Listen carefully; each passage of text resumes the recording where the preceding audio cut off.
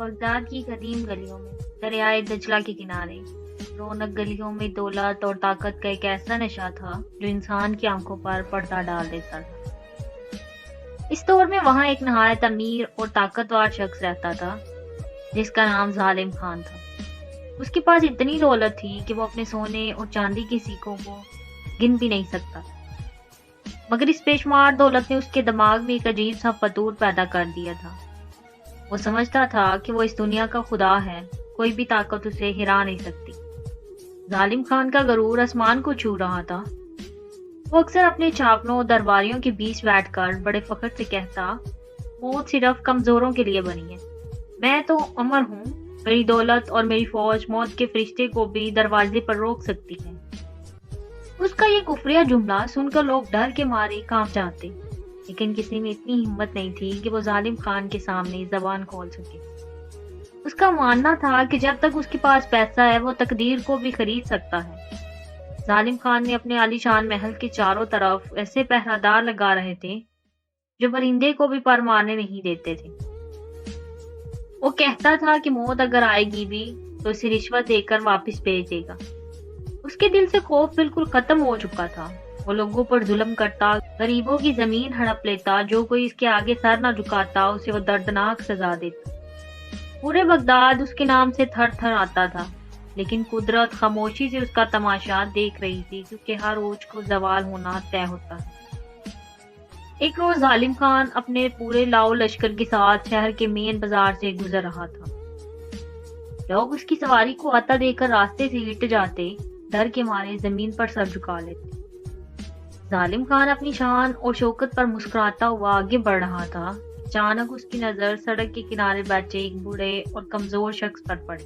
वो बुजुर्ग फटे पुराने कपड़ों में मलबूस थे और अपनी ही धुन में मगन थे। उन्होंने ना तो जालिम खान की तरफ देखा, ना ही उसके आगे सर झुकाया। ये देखकर जालिम खान का खून खोल उठा। आज तक किसी ने उसकी शान में ऐसी गुस्ताखी करने की जुर्रत नहीं की।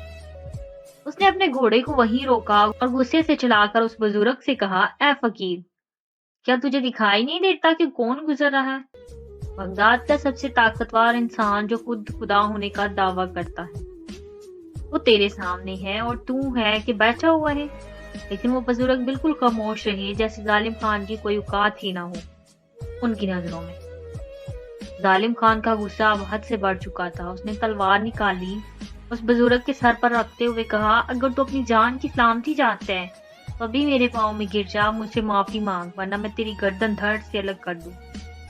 बुजुर्ग ने धीरे से अपनी आंखें खोली। जालिम खान की आंखों में आंखें डालकर बगैर किसी खौफ के कहा, जान देने और लेने वाला सिर्फ वो ऊपर वाला है। तू तो बस मिट्टी का एक पुतला है, तेरा गरूर बेबुनियाद है। जालिम खान के लिए ये अल्फाज किसी थप्पड़ से कम न थे। पूरी महफिल और बाजार में उसकी ऐसी बेइज्जती से बर्दाश्त न हुई। उसने चलाते हुए अपने सिपाहियों को हुक्म दिया, पकड़ लो इस बदतमीज बूढ़े को, इसने मेरे खुदा होने पर शक किया। इसकी सजा सिर्फ मौत है। इसके बाद जालिम खान अपने महल वापस लौट आया। उसका दिल अभी भी तकब्बुर से भरा हुआ था। उसने अपने साथियों से कहा, देखो, मैंने इस फकीर को मार दिया, आसमान नहीं टूटा। ये सब डराने वाली बातें हैं। इसने उसी रात एक बड़ा जश्न मनाया और शराब के नशे में इस बुजुर्ग की बददुआ का मजाक उड़ाता रहा। लेकिन कुदरत ने उसके जो जाल बुना था वो उसकी समझ से बहुत दूर था। महल की दीवारें ऊंची थी, मगर तकदीर के वार रोकने के लिए काफी नहीं थी। रात गहरी होती गई, जश्न खत्म हुआ। जालिम खान अपने मखमली बिस्तर पर सोने के लिए लेटा, लेकिन नींद उसकी आंखों से कोसों दूर थी। जैसे वो आंखें बंद करता, उसे उस बुजुर्ग का खून से लथपथ चेहरा दिखाई देता। कानों में वही अल्फाज गूंजते, तुझे पानी का एक कतरा भी नसीब नहीं होगा। घबरा कर उठ बैठता। उसके कमरे में ठंडक थी, फिर भी उसका जिस्म पसीने से तरबतर हो रहा था। उसके दिल में पहली बार एक अजीब सी बेचैनी और खौफ ने दस्तक दी। अगली सुबह होते ही एक शाही पैगाम आया। बगदाद के बादशाह ने जालिम खान को एक जरूरी मुहिम के लिए तलब किया था। उसे एक दूर दराज के रेगिस्तानी इलाके में बगावत को कुचलने के लिए जाना था। जालिम खान खुश हो गया। उसने सोचा ये अपनी ताकत दिखाने का एक और बेहतरीन मौका है। उसने फौरन अपनी सबसे बेहतरीन फौज तैयार करने का हुक्म दिया। उसे लगा कि वो अपने लश्कर के साथ जाएगा, फतह हासिल करके और भी ज्यादा इज्जत और शोहरत लेकर वापस लौटेगा। سفر کی تیاری بڑے پیمانے پر شروع ہو گئی۔ ظالم خان نے اپنے لیے بہترین عربی گھوڑے، کھانے پینے کا بے شمار سامان، پانی کے بڑے بڑے تھیلے رکھوا لیے۔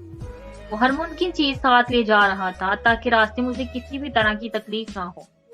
اس نے اپنے وزیر سے ہنستے ہوئے کہا، ریگستان کی دھوپ میرا کیا بگاڑے گی؟ میرے پاس دولت ہے، میں سایہ بھی خرید لوں گا، پانی کے چشمے بھی ساتھ لے جاؤں گا۔ اس کی اکڑ اب بھی برقرار تھی۔ لاؤ لشکر کے ساتھ ظالم خان شہر سے روانہ ہوا۔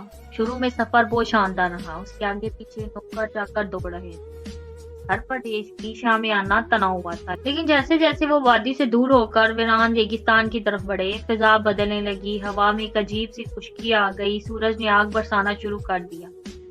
یہ وہ راستہ تھا جہاں دور دور تک سوائے ریت کی اور کچھ نظر نہیں آتا تھا۔ پرندے بھی اس علاقے کے اوپر سے گزرنے سے ڈرتے تھے۔ چلتے چلتے دوپہر ہو گئی، گرمی کی شدت بڑھنے لگی۔ اچانک موسم نے ایک بھیانک کڑوٹ لی، آسمان کا رنگ پیلا پڑ گیا، تیز گرم ہوائیں چلنے لگی۔ یہ کوئی معمولی آندھی نہیں تھی بلکہ ایک ریتلا طوفان تھا جو سیدھا ان کے قافلے کی طرف بڑھ رہا تھا۔ گھوڑے بدکنے لگے، سپاہیوں میں افراتفری مچ گئی۔ ظالم خان چلایا، رکو مت، آگے بڑھتے رہو، لیکن قدرت کی اس قہر کے آگے کسی کی آواز سنائی نہیں دے رہی۔ ریت کا بگولا سب کو نگلنے کے لیے تیار کھڑا تھا۔ وہ ریتلا طوفان اتنا زبردست تھا کہ دن میں ہی رات جیسا اندھیرا چھا گیا۔ ظالم خان اور اس کے سپاہی ایک دوسرے کو دیکھ بھی نہ پا رہے تھے۔ اس بھگدڑ میں ظالم خان کا قافلہ تتر بتر ہو گیا۔ راشن اور پانی سے لدے اونٹ ڈر کر ادھر ادھر بھاگ گئے۔ ظالم خان اپنے چند وفادار ساتھیوں کے ساتھ ایک طرف ہو گیا، جبکہ باقی فوج راستہ بھٹک گئی۔ جب طوفان تھما تو منظر بدل چکا تھا۔ وہ جس راستے پر تھے وہ ریت کے ٹیلوں کے نیچے دب چکا تھا۔ ظالم خان نے اپنی آنکھوں سے ریت صاف کی، چاروں طرف دیکھا، جہاں تک نظر جاتی تھی صرف انتہائی ریگستان تھا۔ اس کے ساتھ اب صرف 5-6 سپاہی اور 2 گھوڑے بچے تھے۔ سب سے بری خبر یہ تھی کہ پانی اور کھانے کا سامان ان اونٹوں پر تھا جو طوفان میں کہیں گم ہو گئے۔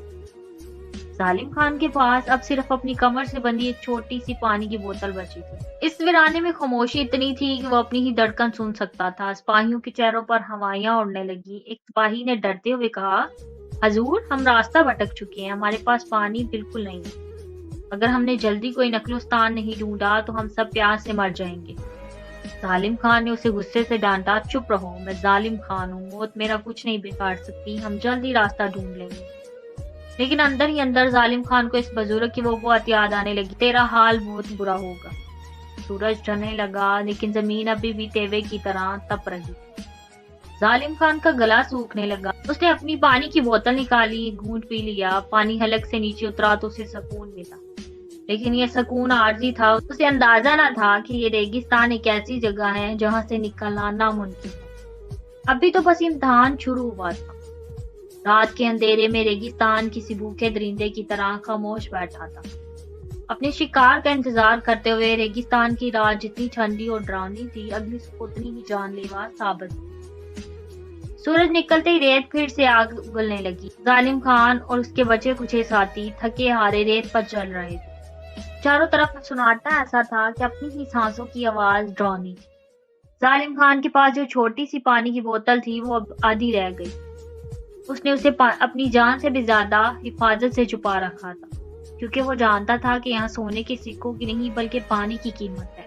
دوپہر ہوتے ہوتے گرمی برداشت سے باہر ہو گئی۔ ظالم خان کے ساتھ چل رہے سپاہیوں کے حلق سوکھ کر لکڑی ہو گئی، ان کے ہونٹ پھٹ چکے تھے، آنکھیں اندر دھس گئی تھی۔ ایک وفادار سپاہی نے ہمت کر کے ظالم خان سے کہا، حضور، اب ہم سے ایک قدم بھی نہیں چلا جا رہا، اگر پانی کا ایک گھونٹ مل جائے تو شاید ہم میں کچھ جان آ جائے۔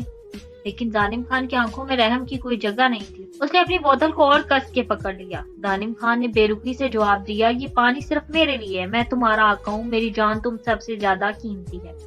اگر میں زندہ رہا تو بغداد واپس جا کر نئی فوج کھڑی کر لوں گا، لیکن تم لوگوں کی کوئی اوقات نہیں ہے۔ اس کے جواب نے وفاداری کے رشتے کی ڈور بھی توڑ دی۔ سپاہیوں نے ایک دوسرے کی طرف دیکھا۔ اس ویرانے میں جہاں موت سر پر ناچ رہی تھی، بادشاہ اور غلام کا فرق مٹ چکا تھا، اب صرف پیاس کا راج تھا۔ اچانک پیاس سے پاگل ہوئے 2 سپاہیوں کے صبر کا پیمانہ لبریز ہو گیا۔ انہوں نے ظالم خان کو گھیر لیا۔ ایک سپاہی نے غصے سے کہا، یہاں کوئی محل نہیں ہے، نہ ہی تمہاری کوئی حکومت، یہاں ہم سب برابر ہیں۔ انہوں نے ظالم خان پر حملہ کر دیا تاکہ اسے پانی چھین لیں۔ ظالم خان نے اپنی تلوار نکالی لیکن کمزوری کی وجہ سے وہ ان کا مقابلہ نہ کر سکا اور قیمتی پانی کی بوتل زمین پر گر گئی۔ اس کا ڈھکن کھل گیا۔ ظالم خان کی آنکھوں کے سامنے وہ پانی جو اس کے لیے زندگی تھا گرم ریت پر گر گیا۔ ریت نے پلک جھپکتے ہی سارا پانی پی لیا جیسے وہ بھی صدیوں سے پیاسی ہو۔ ظالم خان چیخ پڑا، نہیں یہ تم نے کیا کیا؟ سپاہیوں نے افسوس سے خالی بوتل کی طرف دیکھا۔ اب نہ تو ظالم خان کے پاس پانی تھا نہ ہی سپاہیوں کے پاس۔ اس بزرگ کی بددعا اپنا اثر دکھانے لگی۔ پانی پاس ہو کر بھی اسے نصیب نہ ہوا، زمین میں جذب ہو گیا۔ غصے اور مایوسی میں سپاہیوں نے فیصلہ کیا کہ وہ اب اس گھمنڈی شخص کے ساتھ نہیں رہیں گے۔ انہوں نے بچے ہوئے دونوں گھوڑے ظالم خان سے چھین لیے۔ ظالم خان چلاتا رہا، میں تمہیں دولت سے مالا مال کر دوں گا، مجھے مت چھوڑو، مگر سپاہیوں نے اس کی ایک نہ سنی۔ انہوں نے کہا تیری دولت یہاں کنکر پتھر کے برابر ہے، ہمیں اپنی جان بچانی ہے۔ وہ گھوڑوں پر سوار ہو کر وہاں سے نکل گئے۔ ظالم خان کو اس انتہائی ریگستان میں بالکل اکیلا بے سہارا چھوڑ دیا۔ اب ظالم خان تنہا تھا، وہ شخص جس کے اشارے پر ہزاروں سر جھک جاتے تھے، آج ایک آدھا سائے کے لیے ترس رہا تھا۔ اس کی شاہی کپڑے، بھاری زیورات اب اس کے لیے مصیبت بن گئے۔ سورج کی تپش سے اس کا جسم جھلس رہا تھا۔ وہ لڑکھڑاتے قدموں سے آگے بڑھا، لیکن ہر طرف صرف ریت کے ٹیلے تھے جو اسے منہ چڑھا رہے تھے۔ اس کا گلا اتنا سوکھ گیا کہ اب تھوک نگلنا بھی ممکن نہ تھا۔ اسے اپنی موت صاف نظر آنے لگی۔ چلتے چلتے ظالم خان کی نظر کچھ دور چمکتی ہوئی چیز پر پڑی۔ اسے لگا کہ وہاں پانی کا کوئی تالاب ہے۔ امید کی ایک کرن جاگی، وہ اپنی پوری طاقت جمع کر کے اس طرف دوڑا۔ پانی پانی، اس کے سوکھے ہونٹوں سے بے آواز چیخ نکل گئی، لیکن جب وہ وہاں پہنچا تو دیکھا وہ صرف ایک سیراب تھا۔ وہاں صرف تپتی ہوئی ریت تھی۔ اس کے دماغ میں اس بزرگ کا چہرہ گھومنے لگا جسے اس نے بے دردی سے قتل کیا تھا۔ اسے وہ الفاظ یاد آئے، تجھے پانی کا ایک قطرہ بھی نصیب نہیں ہوگا۔ آج اس کے پاس دنیا بھر کی دولت تھی، اس کی جیبیں قیمتی ہیروں سے بھری تھی، لیکن وہ ان ہیروں کے بدلے پانی کی ایک بوند بھی نہیں خرید سکتا۔ اسے سمجھ آ گیا کہ قدرت کی عدالت میں انصاف شروع ہو چکا ہے اور کوئی رشوت وہاں نہیں چلتی۔ شام ہونے لگی لیکن گرمی کم نہ ہوئی۔ ظالم خان کی زبان باہر لٹکنے لگی، آنکھوں کے سامنے اندھیرا چھانے لگا۔ وہ اب چل نہ پا رہا تھا، بس ریت پر رینگ رہا تھا۔ اسے محسوس ہوا کہ ان کے چاروں طرف گدھ منڈرانے لگے جو اس کی موت کا انتظار کر رہے تھے۔ وہ اپنی تقدیر سے بھاگنے کی کوشش کر رہا تھا، لیکن تقدیر اسے گھیر کر کھڑی تھی۔ ابھی تو اسے اور تڑپنا باقی تھا کیونکہ اس کی سزا بھی پوری نہ ہوئی تھی۔ ریگستان کی وہ رات ظالم خان کے لیے قیامت کی رات بن گئی۔ کڑکڑاتی ٹھنڈ میں وہ ریت پر پڑا کانپ رہا تھا۔ اسے اپنے محل کے وہ فوارے یاد آ رہے تھے جہاں دن رات صاف پانی بہتا رہا۔ اسے برباد کیا کرتا تھا، آج وہی پانی اس کی آنکھوں کے سامنے ناچ رہا تھا، لیکن حقیقت میں اس کا گلا کانٹوں سے بھرا ہوا تھا۔ اسے محسوس ہوا کہ دولت بستر تو دے سکتی ہے لیکن نیند اور سکون نہیں۔ تقدیر اسے ایک ایک بوند کے لیے ترسا رہی۔ پیاس کی شدت نے اسے پاگل پن کی حد تک پہنچا دیا۔ اس نے پاگلوں کی طرح اپنے ہاتھوں سے ریت کھودنا شروع کر دی، اس امید میں کہ شاید زمین کے نیچے تھوڑی نمی مل جائے۔ اس نے اتنی زور سے ریت کھودی کہ اس کے نازک ہاتھوں کے ناخن ٹوٹ گئے، انگلیوں سے خون رسنے لگا، مگر افسوس وہاں سوائے سوکھی اور گرم ریت کے کچھ نہ تھا۔ اگلی صبح جب سورج نکلا تو ظالم خان کی حالت ایک زندہ لاش جیسی ہو چکی تھی۔ اس کے جسم میں ہلنے کی بھی طاقت نہ بچی۔ آسمان میں اڑتے گیدڑ اب نیچے اتر آئے تھے، اس کے چاروں طرف گھیرا بنا کر بیٹھ گئے۔ وہ جانتے تھے کہ ان کا شکار اب کہیں بھاگ نہیں سکتا۔ ظالم خان نے انہیں ڈرانے کے لیے ہاتھ اٹھانا چاہا لیکن اس کا ہاتھ نہ اٹھا۔ وہ بے بسی سے ان پرندوں کو دیکھتا رہا جو اس کی موت کا تماشا دیکھنے کے لیے جمع ہوئے۔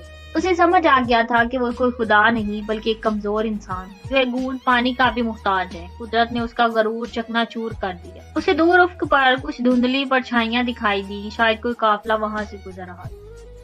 ظالم خان کی بجھتی ہوئی آنکھوں میں امید کی آخری چنگاری جاگی۔ اس نے مدد کے لیے چلانا چاہا لیکن اس کے گلے سے آواز ہی نہ نکلی۔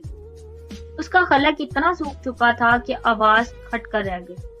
اس نے اپنا ہاتھ ہلایا، کپڑا لہرایا، لیکن مقابلہ بہت دور تھا، وہ لوگ اسے دیکھ نہ پائے، اپنی منزل کی طرف بڑھ گئے۔ ظالم خان نے اپنی جیب میں ہاتھ ڈالا، بیش قیمت ہیروں کی تھیلی نکالی۔ یہ وہی ہیرے تھے جن کے لیے اس نے جانے کتنوں کا خون بہایا۔ اس نے ان چمکتے پتھروں کو اپنی ہتھیلی پر رکھا، زور سے ہنسا، ایک خوفناک بغیر آواز کی ہنسی۔ اس نے وہ سارے ہیرے ریت پر پھینک دیے اور بڑبڑایا، یہ کینکر ہیں، محض کینکر۔ آج ایک گلاس پانی کی قیمت ان سارے ہیروں سے زیادہ ہے۔ उसने देखा कि वो तलवार जिसे उसने एक बेगुनाह बुजुर्ग का कत्ल किया, थोड़ी दूर रेत में आधी दबी हुई पड़ी।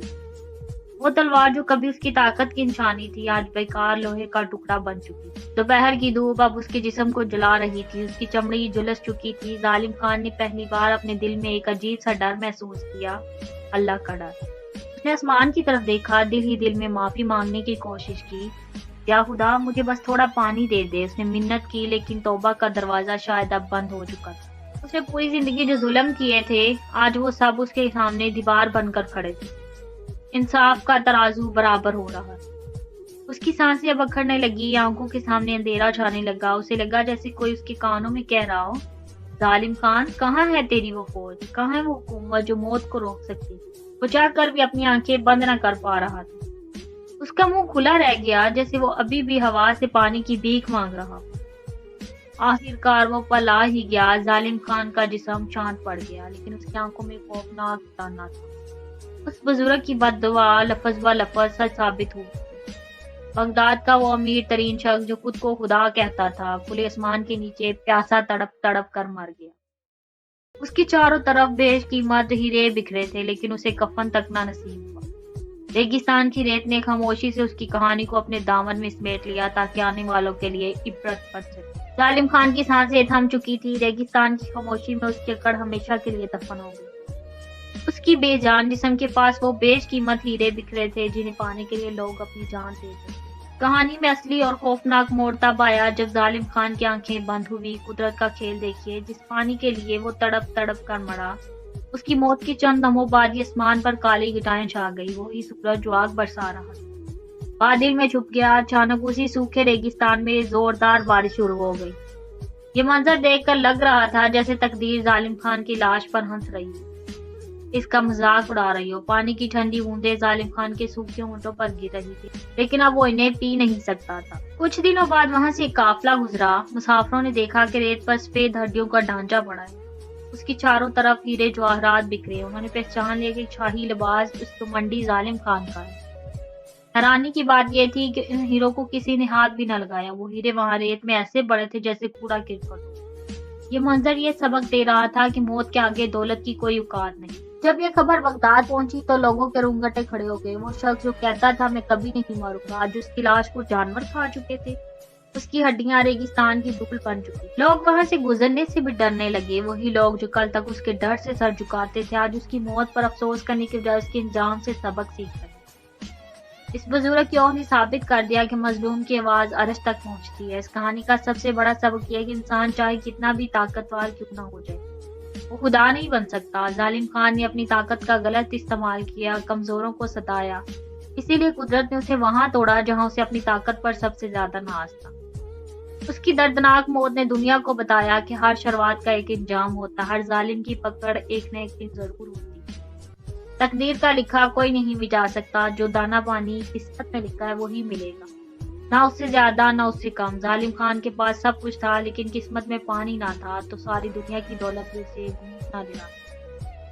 हमें अपनी दौलत और ताकत पर गुरूर करने की बजाय शुक्रगुजार होना चाहिए, क्योंकि ये सब अल्लाह की इमारत है जो कभी भी वापस ली जा सकती। आज भी जब कोई बगदाद के इस पुराने किस्से को सुनाता है, तो सुनने वालों की आंखें नम हो जाती। ये कहानी हमें सिखाती है कि दूसरों पर रहम करो ताकि तुम पर भी रहम किया जाए। जिंदगी का मकसद सिर्फ दौलत जमा करना नहीं, बल्कि नेक काम करना है। याद रखिए, कब्र में इंसान के साथ उसका पैसा या रुतबा नहीं, बल्कि उसके अच्छे और बुरे अमाल जाते हैं। तो दोस्तों, ये थी बदनसीब जालिम खान की दास्तान। एक ऐसा बादशाह जो प्यासा मरा, जबकि बारिश उसकी लाश को भिगो रही थी। इस कहानी से हमें ये सीख मिलती है कि कभी भी किसी गरीब को मत लो, अपनी तकदीर पर कभी गरूर मत करो। उम्मीद है इस कहानी ने आपके दिल को छुआ होगा। अगर आपको हमारी कहानी अच्छी लगी हो तो वीडियो को लाइक करें, शेयर करें। हमारे YouTube channel Fatima voice centre को सब्सक्राइब करना ना भूलें।